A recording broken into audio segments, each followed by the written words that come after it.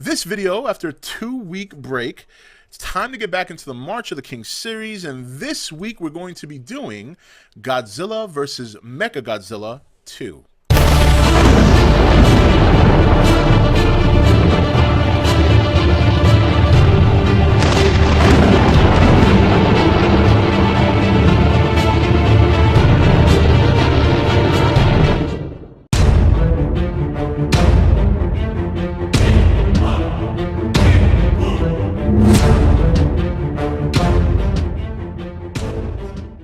Okay, guys, welcome back. So, Godzilla vs. Mechagodzilla 2. When I saw this movie, which is recent, I couldn't remember if A, I had seen it a long time ago, or B, if I hadn't seen it at all, because there were some things that were familiar about it and some things I just didn't remember outright. So, very interesting movie. There's some elements about it that I love, and there's some elements about it that were comical, of course. But overall, I gotta say, I love the monster. Rodan looks so different in this movie. I really like that design they did for him in this movie. The thing I wasn't too crazy about with him is they really made him small. I mean, he was small, but nonetheless, very, very nice design. Godzilla's suit, as usual, during this era has been fantastic. And the Mechagodzilla suit, while I will always be a fan of the one from the 70s, that is going to be my favorite for life. I'm not taking anything away from this one. This one obviously had more definition, but it just doesn't, to me, it just doesn't beat that suit from the 70s. It was, I love the missiles coming out of the fingers and the toes. I like the eye beams coming from the eyes rather than the mouth, like in this movie. But again, it still was a very good design, well designed monsters. Even the baby Godzilla, while at times comical, it was a very cute design. Considering they're trying to portray it as a youth, I thought it was decent design. And the movie itself, I mean, obviously, Godzilla and Rodan obviously have this thing for this egg, and they convince you in the beginning, or they seem to try and convince you that it is I think it was called a pteranodon, excuse me, pteranodon egg, and Rodan being a pteranodon, prehistoric dinosaur, I suppose, who grows because of the radiation and stuff like that. The fight with Godzilla and Rodan in that early part of the movie was great. It was such a great fight. And I got to say, considering Rodan being overmatched physically, he put up a good fight. Obviously Godzilla not only got the best of him at the end, but really laid it hard on him. I mean, he put the hurting on Rodan at the very end of the fight. And, he's obviously lured towards the little baby Godzilla that at that point in the movie had finally hatched to reveal that it was a baby Godzilla and not a pteranodon, excuse me.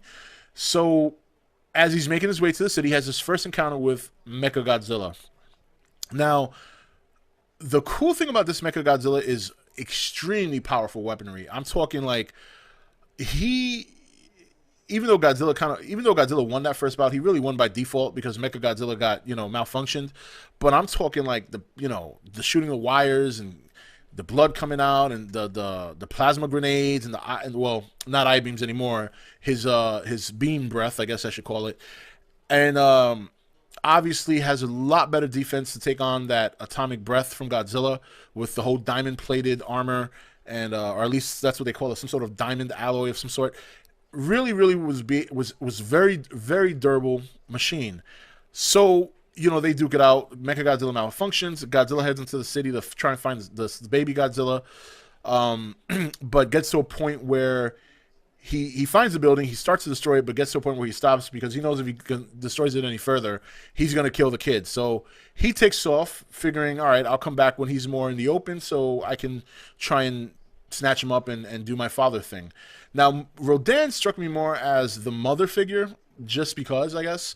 Not to say that it was a woman, but I don't know. I just got that feeling that Rodan was like the female in the relationship, because obviously there's a connection with all three of them. And they even said at one point in the movie that baby Godzilla was like half and half, even though he looked fully like Godzilla. And so eventually baby Godzilla starts to cry again. Rodan wakes up, becomes Fire Rodan, heads into the city to find baby, and eventually cuts off the helicopter, now first of all, that chick should have died. Okay, there's no way Rodan lands on the ground with the shipping container at his feet lands on the ground while on top of the shipping container and doesn't crush it, killing both of them. At least, if nothing else, the girl. But it's a movie, right? We can leave reality at the door. That's how it's supposed to work. So does that. Mechagodzilla comes out, kicks the shit out of Rodan.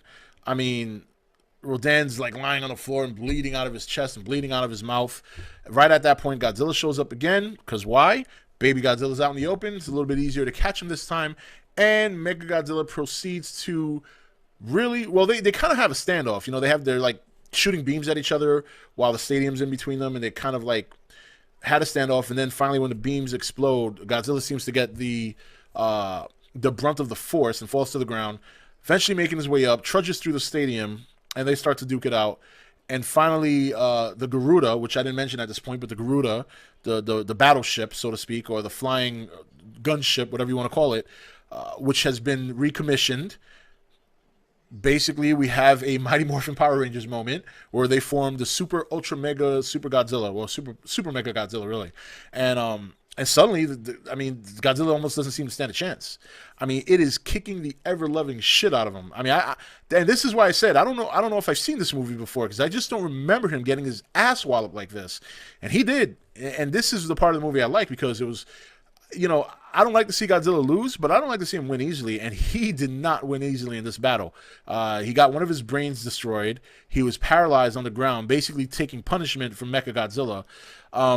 Finally, Rodan hears one last cry from Baby Godzilla, gets up, takes off, looks like she's about to leave the battlefield, catches beams to the chest from Mechagodzilla, falls onto the ground, onto Godzilla, and ultimately Godzilla absorbs Rodan's energy, and suddenly we see for the first time in this whole series, Godzilla shooting red radiation, and you know that shit was powerful because not only did he destroy Mechagodzilla, he made Mechagodzilla catch fire.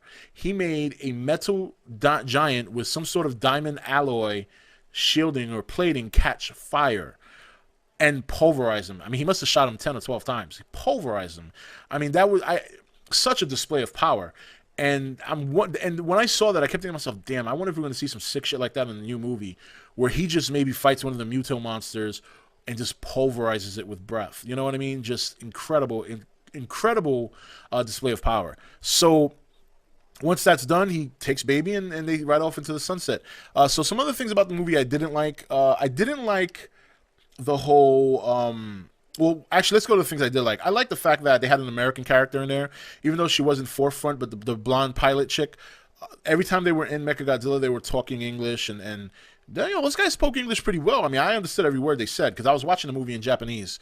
And so that I thought was nice. That was cool. The thing I didn't like was I'm a big Mechagodzilla fan. I think after Ghidorah, that's probably one of my favorite villains.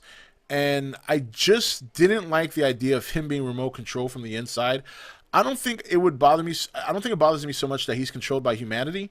I just think I like that traditional. There's really nothing in there. It's just a super intelligent robot that needs a little bit of direction, and he does the rest himself. So I kind of, you know, but that's just me. That's my opinion. But overall, you know, I was surprised. It was actually a very good movie. I love the monster designs. The suits were great. I thought Rodan looked fantastic. I love that ending sequence when Godzilla makes a huge comeback, thanks to Rodan's sacrifice, and just bombards Mechagodzilla. He rescues his son. He takes off into the sunset. And overall, I thought it was a pretty good movie. I was very surprised because when I read the description in the back, they make it sound like Rodan and Godzilla are going through some sort of divorce and fighting over a kid. But basically, it's this natural animal instinct to, you know, be like a mother figure. They both had some sort of connection to the egg because I guess they all shared something. So it was a fight to see who was the rightful parent or guardian, so to speak. And obviously, Godzilla turned out to win that battle, even though Rodan seemed to almost yield that. So, but who knows? But anyway, so that's it for this one. Guys, we are heading into the end of the Heisei series. We have Space Godzilla coming next week. After that, we have Destroyer. Then we're going to take another break, and then we're going to finish up with the Millennium series, and that should lead us right into the very early beginnings of Godzilla 2014, where we will do Gojira 1954, which I will be doing on a Thursday night, the eve of the release of the movie, and then earlier in that week, I will be doing Godzilla Raids again. Very exciting times. Very exciting times. I can't believe this. I can't believe this marathon, this March of the King marathon is almost over. It's incredible. All right, guys, take it easy. I will see you next video. Have a good one. Hey guys, welcome to Entertainment Talk Nation. I'm your host, Rob. This video, after a 2-week break, it's time to get back into the March of the King series, and this week we're going to be doing Godzilla vs. Mechagodzilla 2.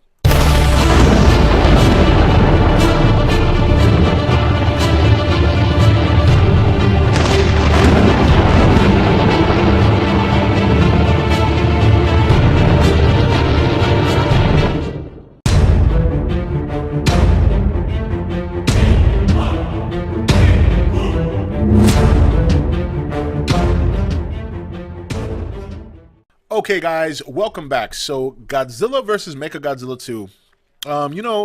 When I saw this movie, which is recent, I couldn't remember if A, I had seen it a long time ago, or B, if I hadn't seen it at all, because there were some things that were familiar about it and some things I just didn't remember outright.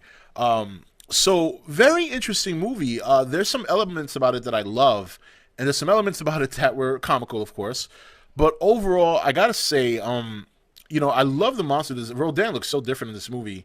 I really like that design they did for him in this movie.